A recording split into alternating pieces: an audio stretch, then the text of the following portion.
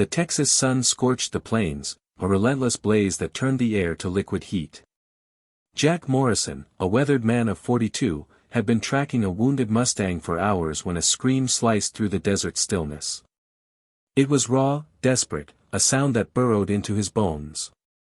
He forgot the Mustang, his focus pulled to the horizon where a small figure stumbled across the rocky ground, a girl, no older than 14, in a torn white dress, her bare feet bleeding from the sharp stones. Behind her, 4 horsemen thundered in pursuit, their shouts echoing off the canyon walls. Jack's hand drifted to his Colt. He'd seen trouble in his years, raiders, rustlers, men who thrived on cruelty, but this felt different, wrong. The girl spotted him, her eyes wide with terror and a flicker of hope. She veered toward him, her dark hair streaming like a tattered flag, her face streaked with dust and tears. "Please, mister," she gasped, clutching his horse's bridle, "don't let them take me back. I can't, I won't." The riders closed in, their faces clear now, hard men with cold eyes and cruel smiles. Their leader, a fat man with gold teeth, called out, "That's stolen property, stranger. Hand her over and ride away. This ain't your concern." Jack looked down at the girl, saw the bruises on her thin arms, the fear that shook her frame. In her eyes, he saw another face, his daughter, Emily, dead at 13 from fever, her dark hair and delicate features mirrored in this child. He hadn't saved Emily, but this time, it was his concern. "She don't look stolen to me," he said, his voice low but carrying, his hand steady on his gun. The fat man's smile twisted. "Boy, you got no idea the trouble you're buying. That girl's got a husband waiting, legal and proper." "I ain't nobody's wife," the girl cried, her voice cracking. "He's old enough to be my grandfather.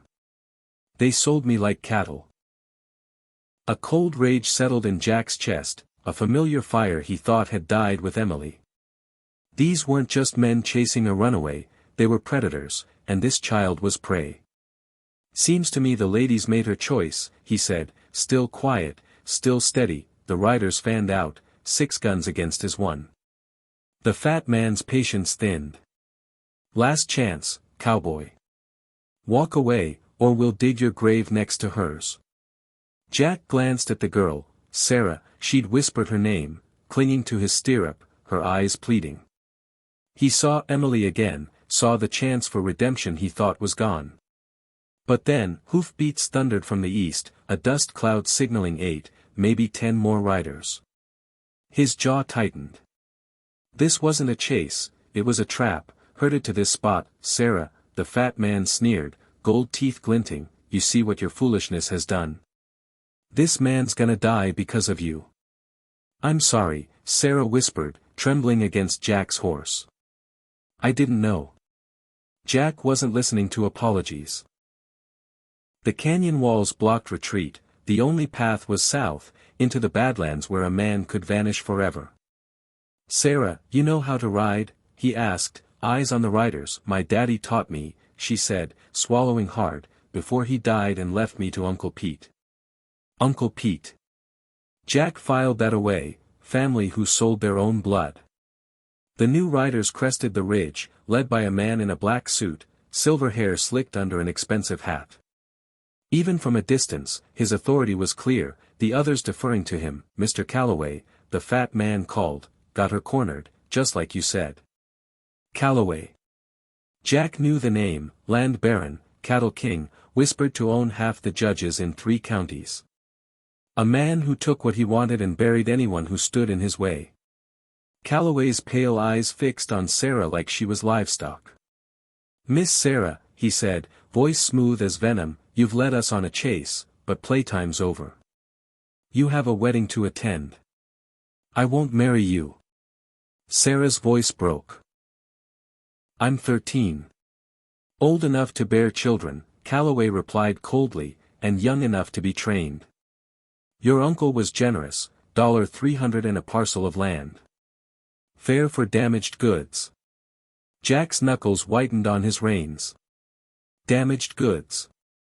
Like Emily, wasting away while he stood helpless. But not this time. The girl stays with me, he said. Callaway laughed, sharp and brittle. You think you have a choice, Mr. Morrison? I know you, lost your ranch near Sweetwater, your wife to cholera, your daughter to typhus. Tragic. Are you ready to lose what little you have left? The words cut deep, but they didn't break him, they forged him. Already lost everything, Jack said. Makes a man dangerous. Indeed, Callaway nodded to his men. Which is why we'll make this quick. 12 guns swung toward Jack and Sarah. She pressed against his leg, her tears soaking his pants. Callaway's voice dripped malice. First, understand what you're dying for. Sarah was promised to settle her uncle's gambling debt. She's been educated in pleasing a husband, haven't you, dear? Sarah's sob was answer enough. Jack's rage turned to ice. This wasn't just a forced marriage, it was something far darker. You son of a, careful, Callaway cut in, a lady's present. His eyes glittered. Sarah, show him what you've learned. No, she whispered, her voice hollow. Please, no more. Jack's hand moved to his gun, but Sarah grabbed his arm. Wait, she whispered, urgent. I know why he really wants me. Her words froze him. My daddy didn't die of fever. Callaway had him killed. He found gold, a vein worth more than all the cattle in Texas. Daddy hid a map, made me memorize it. That's why Uncle Pete sold me, Callaway promised him a share. Jack's mind raced. Sarah wasn't just a bride, she was the key to a fortune. Callaway needed her alive, for now. It was their only edge. Time's up, Morrison, Callaway called. Drop your weapon. Instead, Jack pulled Sarah onto his horse. Hold tight, he muttered, spurring the animal toward the southern pass. Gunfire erupted, bullets tearing through his hat, grazing his shoulder. Sarah's arms locked around him as they plunged into a narrow canyon, sheer walls rising like a tomb. They know these canyons, Sarah gasped. Uncle Pete hunted here. There's only one way out, they'll be waiting.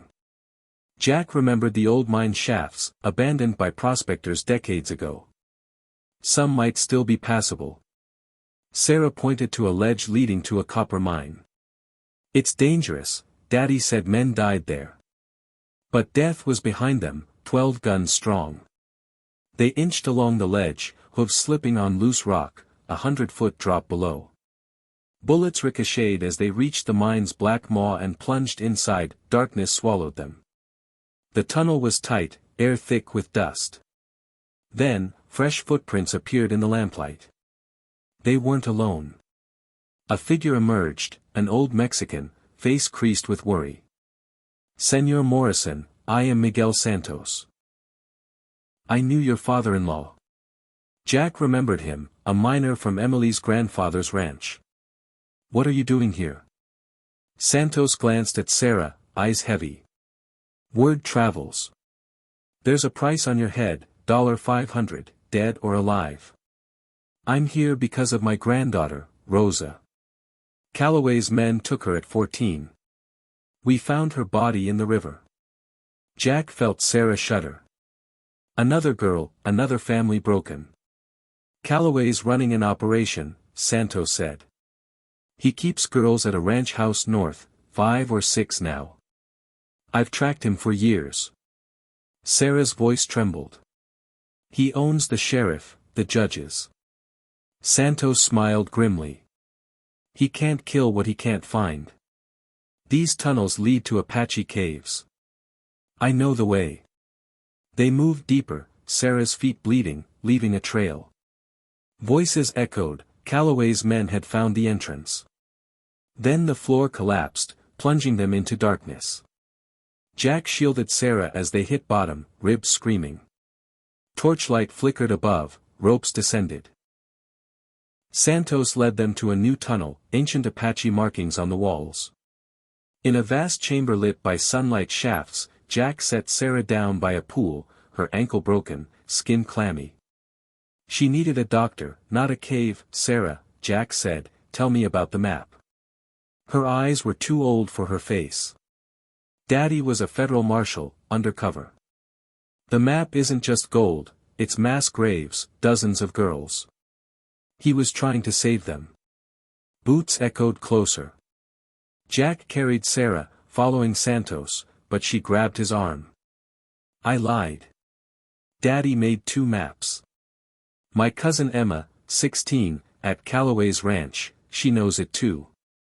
Jack's heart sank. Another girl, another piece of the puzzle. Callaway wouldn't stop until he had them both. The fight wasn't just for Sarah, it was for every girl he'd broken, and the evidence to bury him.